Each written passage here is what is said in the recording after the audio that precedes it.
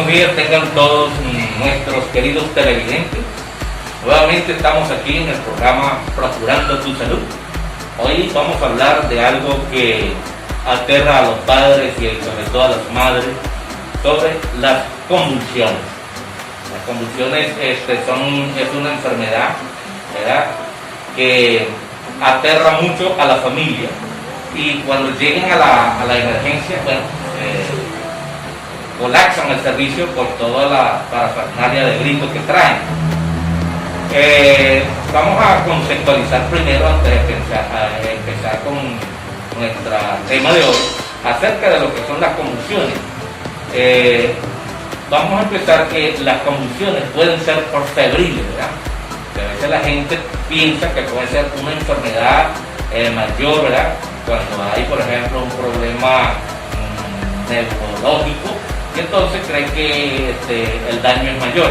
Sin embargo, a veces, o casi siempre, las convulsiones, cuando en niños pequeños, pueden ser febriles, y no la vamos a llamar convulsiones en este caso, sino crisis febriles, que es lo más común durante la infancia, ¿verdad? Esto causa frecuente consulta en las unidades de urgencia pediátrica, y si no hay un médico allí bien acostumbrado a estas cosas, ese también puede comenzar a llorar junto con la familia, ¿verdad?, porque no hay que hacer de momento.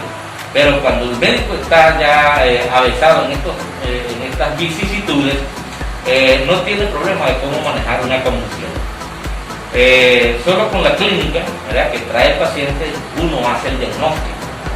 Eso es lo primero que hay que hacer, ¿verdad?, porque es la convulsión, porque a veces no es ninguna crisis febril, sino que el muchacho sufrió un traumatismo por una caída y no le quiso decir a su mamá, y entonces comienzan los problemas neurológicos. Allí sí la cosa comienza a ponerse seria.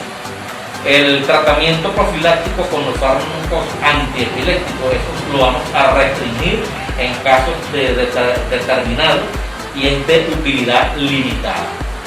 En estos lugares como Altagracia y Orituco, donde no es común que uno tenga un neurólogo a mano, ¿verdad?, que pueda revisar el caso junto con el médico general y el médico pediatra, entonces nosotros tenemos que ser más cuidadosos y hacer un buen examen físico, una buena anamnesis, una buena historia clínica, y si hay que hacer alguna referencia a algún especialista de esto, ¿verdad?, porque a veces tampoco tenemos acá en el hospital para hacer una resonancia, entonces siempre hay que referirlo a centros especializados donde uno tenga esa facilidad de hacer todos estos exámenes.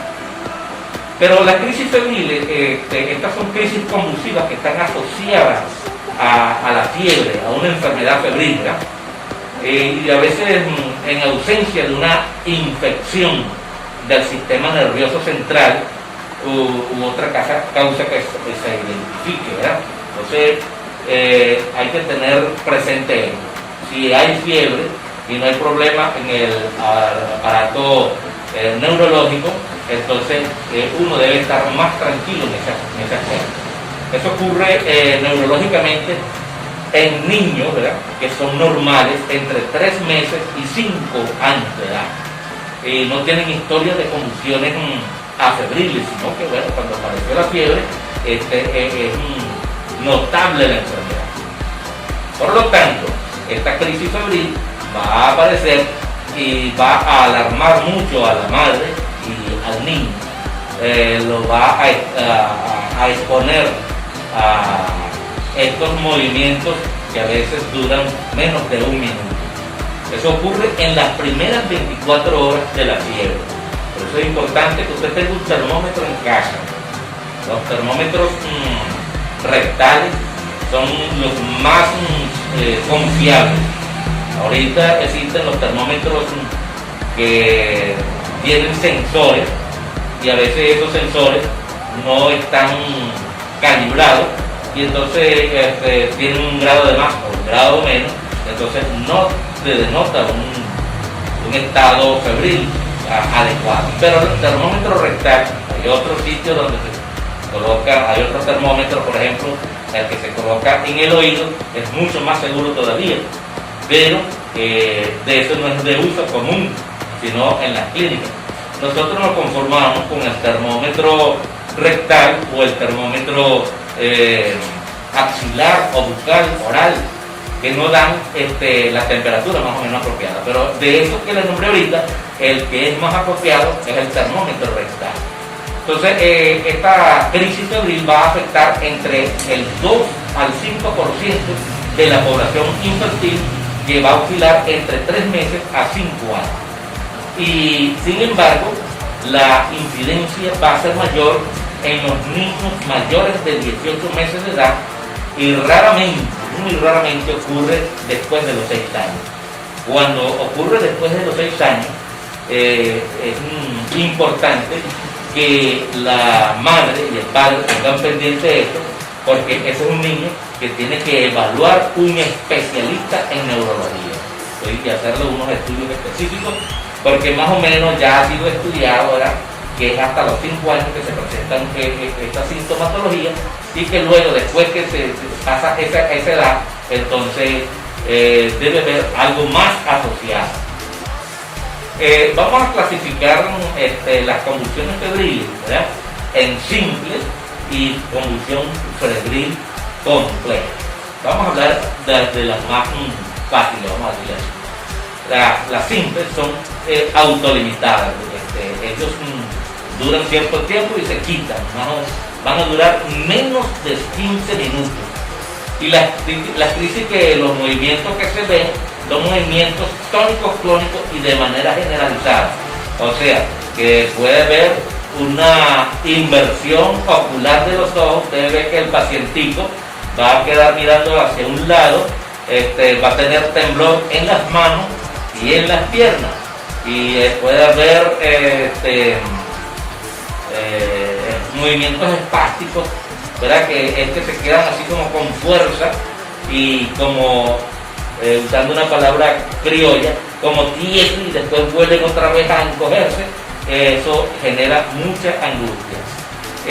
La otra característica que tiene la convulsión simple es que no es recurrente en las primeras 24 horas subsiguientes, y no hay, en el paciente, cuando uno lo evalúa, no encuentra ninguna anomalía neurológica, y después que pasa la crisis convulsiva, el niño no tiene ningún trastorno, ¿verdad? Por eso esto la vamos a clasificar como una crisis simple o convulsión febril simple. El otro tipo de convulsión es la convulsión febril compleja. En este caso, aquí sí no es tan autolimitada, es prolongada, una duración más de 15 minutos. Por eso el médico, cuando pregunta cuánto tiempo duró, mire, yo creo que eso duró, uno tiene que precisar bien, porque el familiar llega tan asustado. No, yo lo que hice fue agarrarlo y traérmelo corriendo, y todavía venía temblando. Entonces uno más o menos calcula, ¿dónde vive usted? En San Rafael. Y desde San Rafael ya estaba temblando. Sí, ¿cuánto tiempo tenía temblando ya en su casa? Bueno, como unos 3 minutos. Entonces usted calcula más o menos el tiempo desde San Rafael de Vituco al Palacio de Vituco, y establece que en cuánto tiempo. Cuando llegó aquí todavía el niño estaba temblando. Sí, volteó los ojos.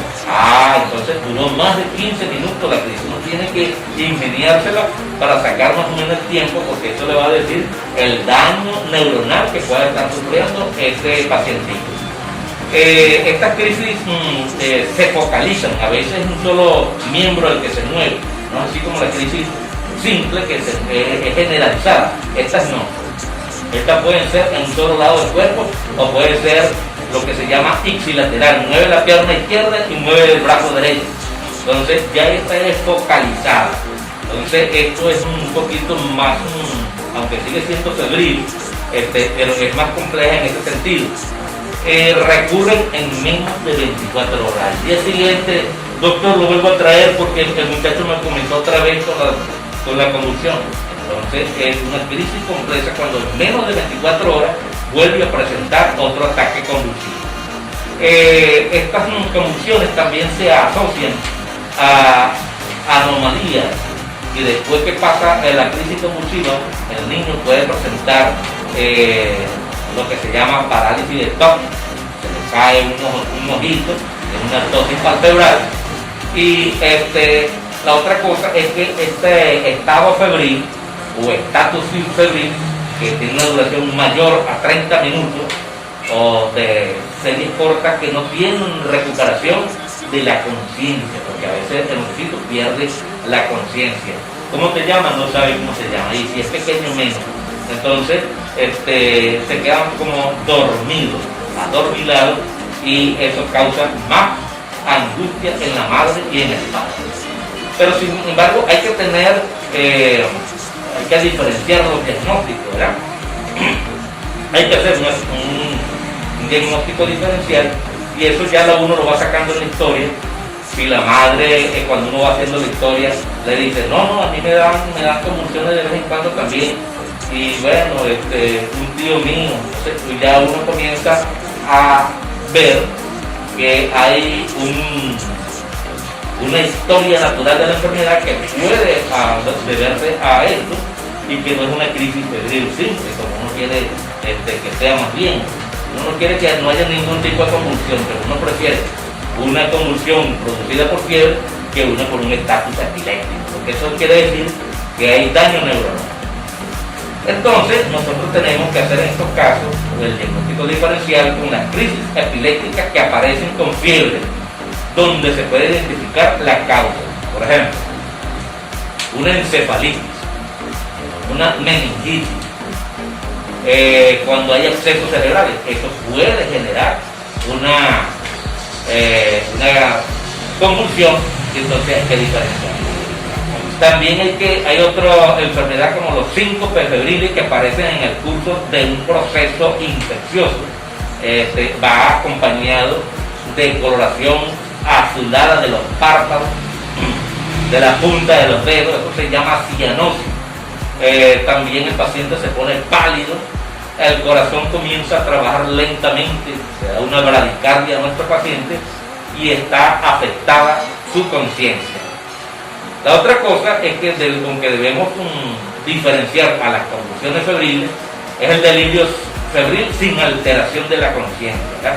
Cuando el muchachito comienza dentro de todo el proceso febril a tener risas, ¿verdad?, sin causa aparente, o a llamar a alguien que nadie conoce, eso se llama delirio febril.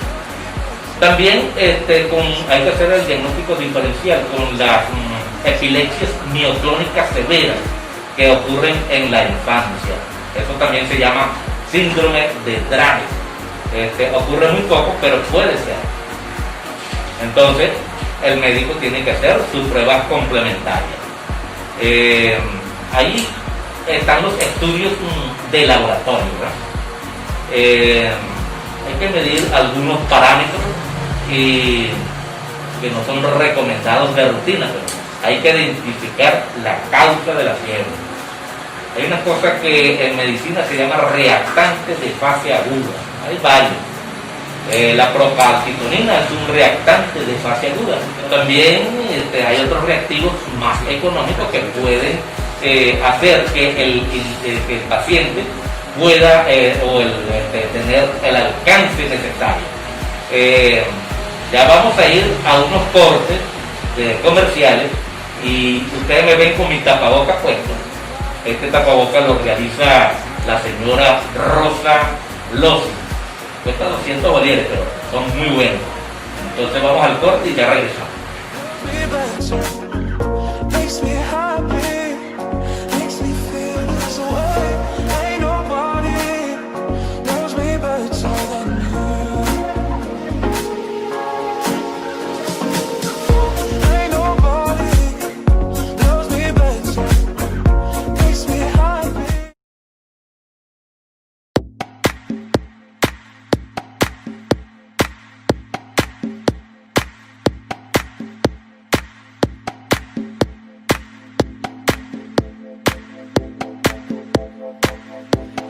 Bien, ya regresamos al corte comercial.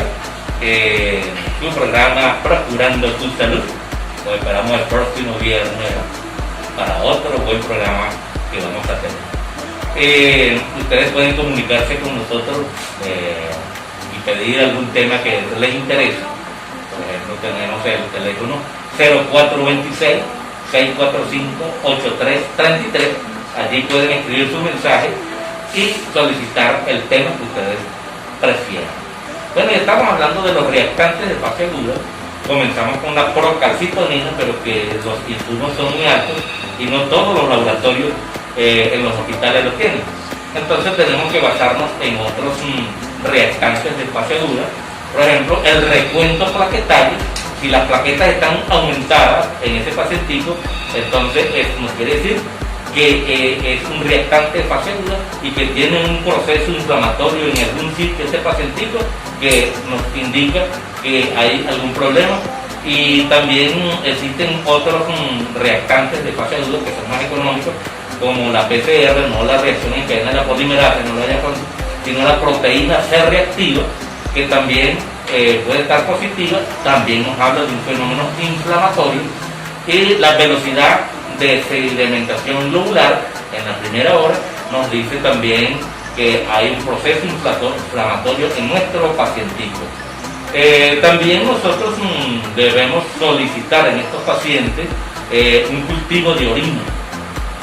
A veces las orinas son abacteriúricas, eso quiere decir que aparecen sin bacterias.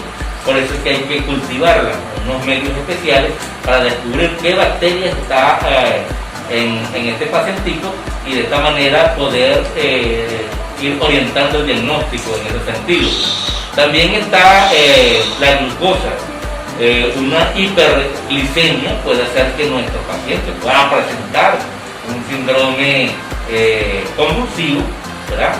Este aumento de la glicemia también puede generar la aparición de estas convulsiones. Hay otro órgano que es muy importante que nosotros estudiemos su funcionamiento y lo podemos hacer a través de la urea y la creatinina. Eso habla del riñón. El riñón es el filtro de nosotros, ¿verdad? De todas las cosas que nosotros nos comemos y tomamos. Ese filtro nos ayuda a deshacer todos los venenos que se producen en el metabolismo, y si él está funcionando mal, esta urea y creatinina van a estar alteradas. Los pacientes con vómitos también pierden electrolitos, sobre todo potasio.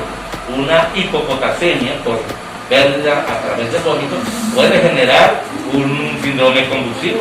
Entonces, simplemente con agregarle al paciente, cuando uno lo está hidratando, cierta cantidad de potasio, desaparecerá la convulsión. También las diarreas pueden generar una convulsión porque el paciente está perdiendo cloruro y está perdiendo sodio. Entonces puede haber una hiponatremia que puede generarle un fenómeno convulsivo. Asimismo, la deshidratación, ¿verdad? Hay trastornos electrolíticos, ¿verdad? Cuando uno está trabajando arduamente, o pacientes que están sometidos a una luz intensa, pueden deshidratarse o están cerca de un fogón, ahorita que no hay gas, ¿verdad? Entonces la gente cocina y pone muchas cerquita para vigilarlo, pero ese calor puede deshidratar al muchacho. Entonces esto puede generar ese trastorno también por la pérdida de electrolitos. Asimismo, hay otro examen que es el análisis de suero y orina en caso de que no haya cierto cuidado con nuestro pacientico y se intoxique. Por ejemplo, a veces se dejan ciertos desinfectantes al alcance de ellos, por eso es que es bueno que tengan todo eso bajo llave, de tal manera que todos esos muchachitos que andan gateando por allí no tengan acceso allí a ellos, o los medicamentos. Entonces, con esta escasez que hay, uno tiene que hacer todo preventivo, de tal manera que nos salga más económicas las cosas. Otra cosa que se pudiera hacer, si en el hospital hay, es el electroencefalograma, o también vamos a llamarlo así, el electroencefalograma nos dice a nosotros qué neurona está funcionando mal, qué foco hay por allí, y nos puede ayudar a orientar nuestro diagnóstico hacia el daño cerebral o si es simplemente la fiebre. Entonces, estos exámenes, el electroencefalograma, es del manejo del especialista en neurología y él es el que lo va a practicar. Eso en casos de convulsión febril compleja que está recurriendo posterior a que no, por ejemplo, se presentó la convulsión con fiebre, pero a las 24 horas volvió a aparecer la fiebre, la convulsión, perdón, sin fiebre. Entonces hay que hacerle un electroencefalograma a nuestro paciente. En niños que convulsionan asociados ya a un daño neurológico, es importante que estén vigilantes en esto, porque de verdad que es terrorífico cuando un muchacho comienza a ponérsele a uno con estos movimientos. Hay mucha gente que lo tiran hacia arriba y lo que consiguen es que se muerdan la lengua y se provoquen daño. Entonces hay que tener mucho cuidado. La otra cosa que nosotros debemos tomar en cuenta son las imágenes neurológicas, ¿verdad? Que tampoco es de rutina en nuestros hospitales, pero hay que considerar esto en caso de que haya focalidad neurológica, cuando se sospeche una hipertensión endocraniana, cuando hay traumatismo craneoencefálico, cuando hay un déficit neurológico persistente. ¿Verdad? ¿Qué quiere decir eso? Que el muchachito como que se va apagando, se pone inactivo, ¿verdad? Entonces, eso quiere decir que hay sistemas neuronales que no están funcionando perfectamente. También, sobre todo cuando son los más pequeños los que sufren la convulsión, un niño de 3 meses o incluso menos de 3 meses, es la punción lumbar. Hay que aprenderse la técnica. Es bueno que nosotros como especialistas le enseñemos esto a nuestros médicos residentes para que aprendan a hacer una punción lumbar y realizarla ante presencia de síndromes meningos. Y el muchachito voltea las manos hacia adentro y los pies también hacia adentro. Eso es un signo meningio o un síndrome o un signo de que hay un daño cortical. Entonces es bueno hacer la punción lumbar, porque en ese líquido nosotros vamos a encontrar el microbio que está generando el problema en nuestros pacientes. Hay que realizarlo. Entonces, si uno cree que hay una meningitis, si aparecen petequias, manchitas en la piel, si el niño está muy irritable, no se para de llorar, ¿verdad? Si las fontanelas están abombadas, si el muchacho está somnolento, ¿verdad? Está con mucho sueño, entonces nosotros tenemos que realizar esa punción lumbar. Hay técnicas especializadas, ¿verdad? Uno con una enfermera bien avisada en eso, que nos dobla nuestro pacientito de tal manera que ponga su columna dorsal y uno marca una línea imaginaria entre las dos esquinas ilíacas, marca con su uña la columna dorsal donde va a hacer la incisión, y entonces si tiene todo el equipaje en el hospital, entonces nosotros podemos hacerlo. Si no, tenemos que hacer como dicen por ahí, como MacGyver, tenemos que inventar, ¿verdad? Si no tenemos una aguja de troca, entonces tenemos que usar un escalpel y así lo cortamos y hacemos nuestra función con un simple escalpel. Pero esas son medidas heroicas, ¿verdad? También hay que considerar el uso de previo de si este niño ya le dieron antibióticos, porque pueden mascarar los síntomas de la meningitis, ¿verdad? Entonces, si uno va a hacer una punción, este muchacho estaba tomando algún antibiótico. ¿Por qué? Porque entonces puede ser el líquido bastante bonito, bien clarito, y entonces, no tiene nada. Sin embargo, fue que le habían dado antibióticos previamente. Todo es en niños menores de 12 meses. También en pacientes que estén entre los 12 y 18 meses, considerar la punción lumbar y observar 24 horas a nuestro paciente y dejarlo allí hospitalizado. Ya estamos llegando al tratamiento de nuestro paciente. Ese paciente siempre hay que hospitalizarlo, ¿verdad? Así sea una simple crisis febril, ¿verdad? Una simple convulsión febril. Hay que hospitalizarlo. ¿Por qué? porque hay que observarlo por lo menos 24 horas. Si en 24 horas no recurrió, entonces ya uno lo puede mandar con un tratamiento ambulatorio, de tal manera que los sitios a los padres me lo trae tal día. En la mayoría de los casos, las convulsiones ceden espontáneamente en menos de 2 a 3 minutos y no requieren tratamiento. Ahora, pero si duran más de 3 minutos, deben ser tratadas, ¿verdad? Y hay un medicamento que se conoce con el nombre de diazepam, ¿verdad? Que el médico, cuando ese muchachito está convulsionando, es muy difícil tomarle una vía por los movimientos que presenta. Es difícil tomar la vía. Entonces, con una jeringa de insulina, este paciente o este médico le va a colocar medio miligramo, ¿verdad? 0,5 miligramos por kilogramo. Es la primera elección, el diazepam. Si no se dé con diazepam, entonces con el diazepam rectal uno tiene que tratar de buscar la vía endovenosa para aplicar el medicamento y hasta un máximo de 10 miligramos. También si uno ve al paciente que está muy azul, los labios así como morados y las manos también, hay que darle oxígeno. Hay que usar oxígeno suplementario y también si le mide la temperatura, hay que usar antipiréticos y también medio físico. ¿Qué significa usar medio físico? Hay que tener agua por allí, ¿verdad? Que esté temperada, ¿verdad? Que no esté tan caliente, pero que esté tan temperada, y frotar el cuerpo de nuestro niño de tal manera que por un sistema de convección físico el paciente libere calor al ambiente y el cuerpo se enfría. Entonces, sin usar droga, nosotros podemos bajar en 1 grado la temperatura utilizando medios físicos adecuadamente. A veces, cuando la cosa se prolonga un poquito, hay que usar sondaje nasogástrico en caso de tener contenido de alguna sustancia en el estómago.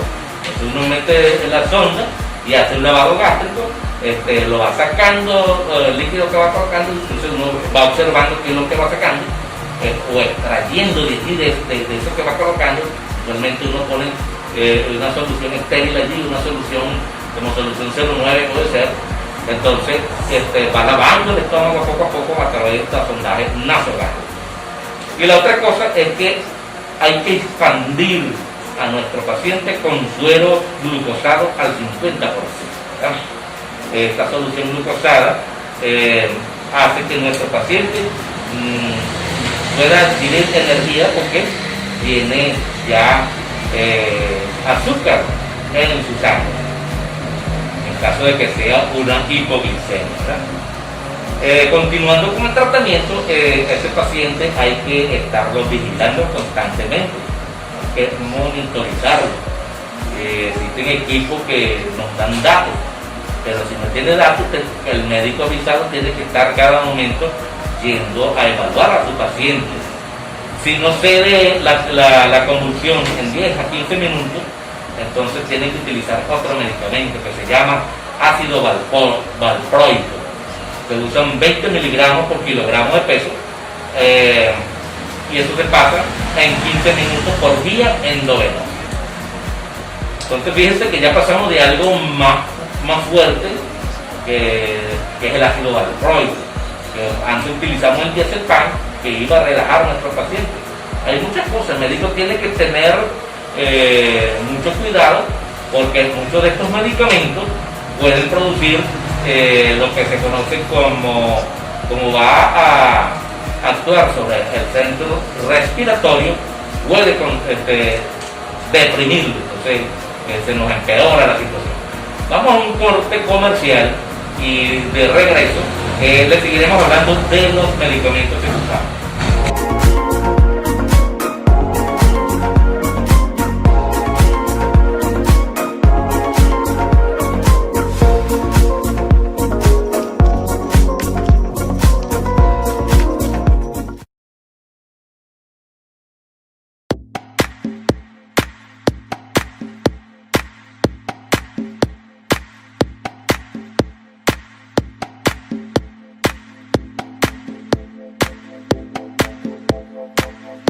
regresamos nuevamente al tratamiento de la convulsión febril.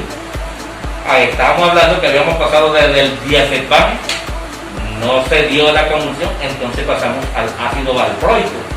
Eso se da a pasar en 15 minutos por vía endovenosa. Hay que explicarle a los padres del riesgo de la recurrencia y educarlos al respecto, ¿verdad? Hay que colocar al paciente en una posición lateral de seguridad para que la vía aérea siempre esté libre cuando luego de haber usado el diazepam por vía rectal. En caso de que persista todavía de haber usado el ácido valproico, pero persiste la convulsión, entonces tenemos que utilizar otro medicamento un poquito más fuerte, que es el fenobarbital. Si no se pueden detener las convulsiones, se administra de 5 a 10 miligramos por kilogramo de peso hasta lograr el control, ¿no? Y se puede dar una dosis de ataque de 20 miligramos endovenosa y el ritmo de perfusión no debe sobrepasar los 50 miligramos por minuto. El fenobarbital entonces debe yugular la convulsión. En caso si el fenobarbital no funciona, estamos nosotros ante una emergencia y debemos llamar a un equipo ya multidisciplinario, porque ya no estaría simplemente el médico general y el médico pediatra, también debe entonces llamarse a un anestesiólogo, y este especialista puede ser necesario para recurrir al coma barbitúrico o anestesia general con bloqueo neuromuscular cuando esas convulsiones han sido muy persistentes. Para ello es necesario contar con el apoyo de una unidad de cuidados intensivos y un equipo multidisciplinario, que lamentablemente en nuestro hospital no contamos con estos equipos, ¿verdad? Entonces uno llega más o menos hasta el fenobarbital, paminiza al paciente, a veces utiliza el pamin también, entonces hace su referencia y lo refiere a un centro hospitalario donde hayan especialistas en la materia, como neurología, por ejemplo. ¿Cómo nosotros vamos a hacer la profilaxis de nuestro paciente? La mayoría de los doctores no recomienda el uso de anticonvulsivantes como tratamiento profiláctico. Eso se lo dejamos al neurólogo. El neurólogo es el que va a determinar si vamos a utilizar anticonvulsivantes, vamos a utilizar fenobarbital o vamos a utilizar ácido valproico. Pero nosotros usamos esos medicamentos para yugular las crisis y luego que él, si va a mandar ese tratamiento, bueno, después que lo evalúe un especialista en neurología. Entonces no vamos a utilizar estos medicamentos así tan a la ligera, ¿verdad? Solo en el caso de convulsiones febriles recurrentes en un corto tiempo, ¿verdad? 3 o más, o en 6 meses, más de 4 en un año, uno va a pensar, bueno, va a ir al neurólogo para que le ponga el tratamiento, le calcule la dosis que va a usted a tomar por eso. Entonces se indica diazepam de 0.4 a 0.5 miligramos por kilogramo, dosis máximo 10 miligramos. Eso se hace vía oral o vía rectal al inicio de la fiebre, y si persiste, darlo cada 8 horas. Estos medicamentos hay que manejarlos con cuidado porque tienen efectos adversos. Los medicamentos curan las enfermedades, pero son como las bombas que lanza Estados Unidos sobre determinadas zonas, que mata a los que ellos quieren matar, pero también mata al que no tenía que morir. Esto se llama efectos colaterales. Que murió una mujer embarazada, que murieron niñitos, que murieron ancianos, efectos colaterales. Bueno, los medicamentos son así, por eso hay que usarlos con cuidado. Por ejemplo, el diazepam puede originar ataxias, que son fenómenos neurológicos donde el individuo no puede coordinar sus movimientos y el lenguaje se le enreda todo. También puede crearle al individuo una hiperactividad, El muchachito está sentado y está moviendo las piernas, ¿verdad? Se para y comienza a brincar. Entonces hay una gran hiperactividad. También puede ser lo contrario. Puede ser que le cause una gran letargia y el muchacho lo que está es acostado. Entonces un muchacho que está acostado quiere decir que es un muchacho que está enfermo. Los niños son muy tranquilos y rompen cosas, y sobre todo cuando están aprendiendo a caminar hay que poner las cosas adorno de la casa en lo alto para que no alcance, ¿verdad?